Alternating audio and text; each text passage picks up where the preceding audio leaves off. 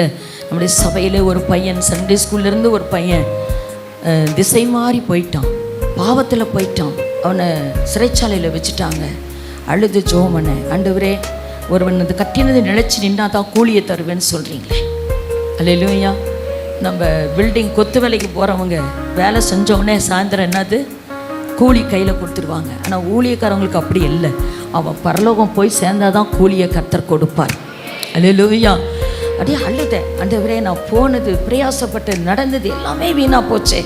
ஒரு வாலிய பையனை உள்ளேருந்தே நான் விட்டுட்டேனே. ஆண்டவரே என் குறைகளை மணி, எங்கள் சபையில் ஊழியர்கள் டிசிஷன் லீடர் எல்லாத்தையும் ஜெபம் பண்ணேன்.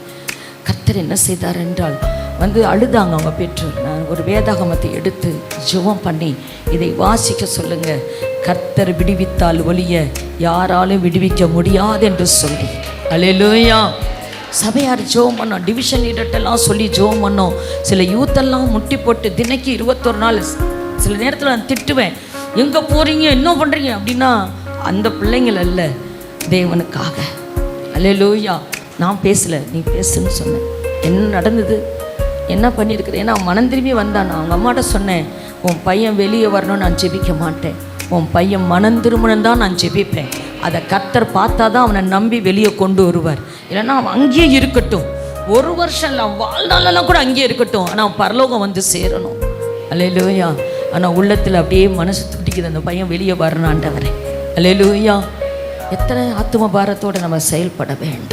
அழுது ஜெபம் பண்ணோம். கர்த்தருடைய கிருபை என்ன ஆச்சுன்னு சொன்னால் அவனை கர்த்தர் நேற்று விடுதலை ஆக்கினார். அல்லேலூயா. ஆனால் சபைக்கு கூட்டிகிட்டு வாங்கன்னு சொன்னேன், சபைக்கு கூட்டிகிட்டு வந்தாங்க. அல்லேலூயா. அப்படியே பேசும்போது அந்த பையன் சொன்னான், அந்த பைபிளை எடுத்தேன், 13 பக்கம்தான் மீதி இருக்குது. டெய்லி காலையில் பைபிள் படிப்பேன், மத்தியானம் படிப்பேன், ராத்திரி படிப்பேன். கொடுத்த பைபிளை 13 பக்கம் வரைக்கும் படிச்சுட்டேன். முட்டியில் நிற்பேன், உபவாசம் பண்ணி அழுது கதறி, ஆண்டவரே என்னை மன்னிச்சிருங்க, உமக்கு நான் துரோகம் செஞ்சிட்டேன், இனி நான் துரோகம் செய்ய மாட்டேன் ஆண்டவரே, நான் உமக்காகவே வாழ்கிறேன். இவங்களாம் கையை தட்டுறாங்களா பாரு. ஒருத்த கார் வாங்கினா பைக் வாங்கினானா கையை தட்டுறீங்க. ஒரு பாவி மனம் திரும்பினா பரலோகத்தில் மிகுந்த சந்தோஷம் உண்டாயிருக்கும். அதான் கிறிஸ்தவ வாழ்க்கை, அதான் கிறிஸ்தவனுக்கு ஊழியம். அல்லேலூயா. அதான் சபை ஊழியம் செய்ய வேண்டும். அல்லேலூயா. இந்த பையன் யார் தப்பு செய்யலை, யார் பாவம் செய்யலை, நான் என்ன செஞ்சிட்டேன் அப்படின்னு அவன் பேசியிருந்தானா வெளியே விட்டுருக்க மாட்டார் ஆண்டவர். அல்லேலூயா.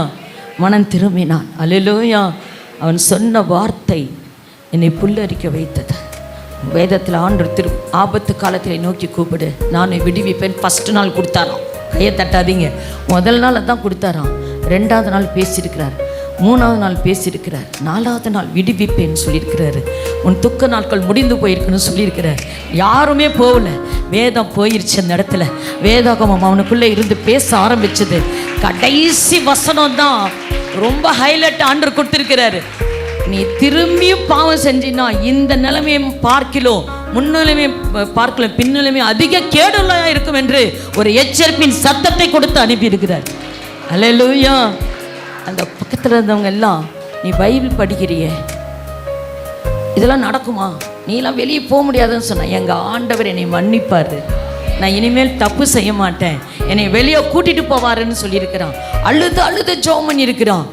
அந்த இவனுக்கு வந்த விடுதலையை பார்த்து ஜெயிலர்கிட்ட போய் எனக்கும் வேதாகமத்தை கொடுங்கன்னு சொல்லி அந்த 4 பேரும் பைபிளை வாங்கி படிக்க ஆரம்பிச்சிருக்கிறாங்க. அவங்களும் உபவாசம் பண்ணியிருக்கிறாங்க. அவங்க வாழ்க்கையில் கர்த்தர் விடுதலையை கொடுத்துருக்கிறார். அல்லேலூயா. இது எப்படி பார்க்கறதுன்னு தெரியல. கர்த்தர் முந்தினோர் பிந்தினோரோ பிந்தினோரோ முந்தினோரோ கர்த்தர் மாற்றுகிற தேவன்.